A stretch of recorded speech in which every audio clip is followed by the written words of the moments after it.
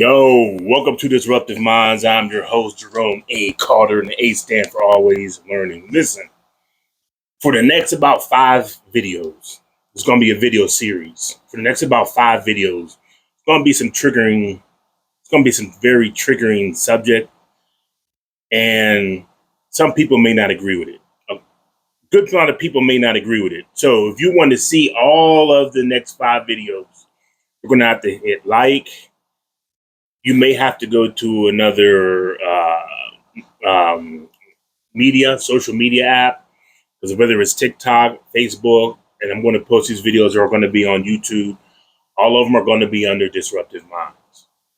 Now that I got all that part out, if you're sensitive or you're going to be all in your feelings about something, this isn't a channel for you anyway. This is a channel for people who are critical thinkers.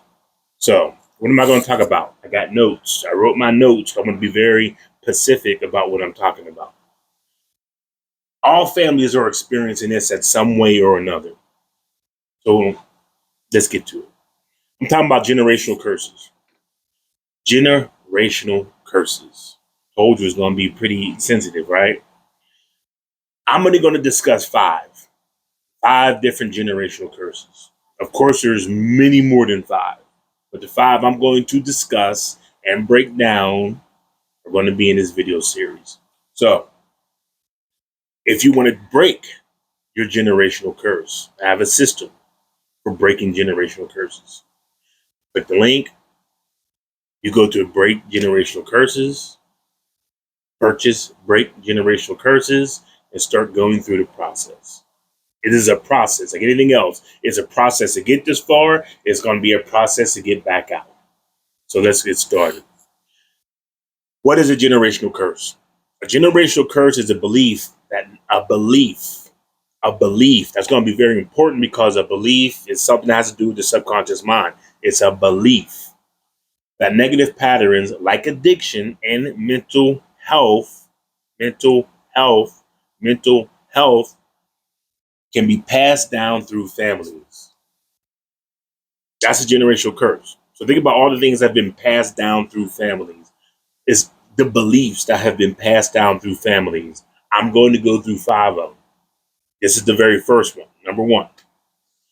Now, when I talk about this belief, I need to ask you, is anything possible? Now, knowing I'm a mental health advocate, I'm going to walk you down a path. Then when I get you to the end, you're going to have to answer this question for yourself. Do you believe anything is possible? You would say, Rome, yeah, anything is possible. Yeah. Most things are possible. Makes sense, right? Now, when I say with God in your religion, do you believe anything is possible? You'd be like, yeah, anything's possible with God? Definitely. Anything's possible with God. So the question then comes up is, could your religion be your generational curse? Let me ask you that again. Could your religion be your generational curse? Could your religion be your generational curse? Now, if you say, no, that's not possible, my religion is my religion, but you just told me anything is possible, especially with God. Yeah, but that's not possible. Well, how is that not possible? If you see how it starts conflicting each other. Those two things start conflicting each other. What do you do about that? Breaking generational curses. You have to ask yourself questions. You have to break that mindset that you have. You have to break this stuff down. This is not an overnight process. They say it takes 66 days for a routine to become a habit. 66 days for a routine to become a habit. But if you do that's the minimum. It could take up to a year for a routine to become a habit. But 66 days. And during that 66 days, if you decide, well, I don't want to do it today, you got to start all over again. That's one of the reasons why people have these New Year's resolutions and all this other stuff, and they stop and they try to get back on it and stop, and it breaks up. It's all about the subconscious mind, which I'm going to teach you about that in another series. So religion is pretty strong. You made a lot of decisions in your life based off of religion. And that's one of the reasons why you're probably going to push it back a lot on what I'm saying, because religion is a very strong thing. I talk about this, I talk about the reset. The reset is another system that I have to help you to break down parts of you so you can get to who you truly are. See, right now you're playing a role from what you've been told to do, what I call reps, which is religion, environment, people, and social media. That's what you've learned through your family, through generations. You learn to do that.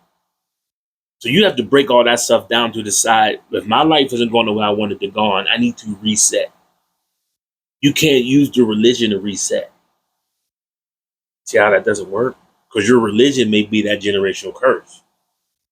So if your religion is that generational curse and you're using that religion to try to reset yourself, it's like trying to wash yourself with dirty water. How is that going to work? It's not going to work. And there are people who think they can overthink this and they can't because they don't understand how the subconscious mind works. They don't understand what routine is now a habit, and you have to break that, and it takes time, energy, and effort. And you got to trust the process. This is all boiled up inside of you. And it took me a long time to get to this point. I've been studying this for a while. I started really getting deep into it in 2016. Here it is, 2025, which means I've been doing this for about 9 years. I have well over 15,000 hours of study when it comes to mental health. Well over 15,000 hours. But I only focus on one thing, and what is that?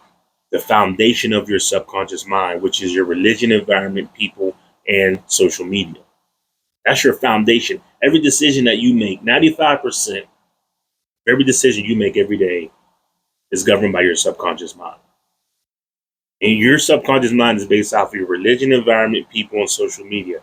So if you're doing something you don't want to do, that's because you have to break down that subconscious mind. And it is a process. Remember, it's 66 days for you to do a routine to make it become a habit.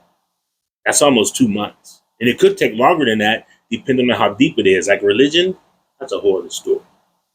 However, speaking of religion, there were 3 verses in the Bible. These 3 verses, I love these 3 verses. These are the 3 I love the most because they make the most sense to me when it comes to mental health. It's Mark 9:17. No, it's Matthew 9:17, Mark 2:22, Luke 5, verse 37 to 39. All 3 of those verses talk about the same thing, which is what? You cannot pour new wine inside of old skins. Because if you pour new wine inside of old skins, it will burst and the wine will spill out on the ground.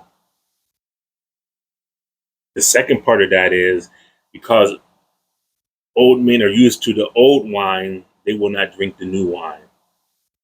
What does any of that mean, Ron? Glad you asked. Trying to explain something new to an old person who has his old mindset is useless. Because you're just wasting your wine. You're pouring new wine, new information into an old mindset, and it's going to spill on the ground. That's one of the reasons why I make sure that you have to invest in yourself. That's why all my courses cost money. All my systems cost money. Why? You got to invest in yourself. The information I'm giving you right now is free. This is free. This is free.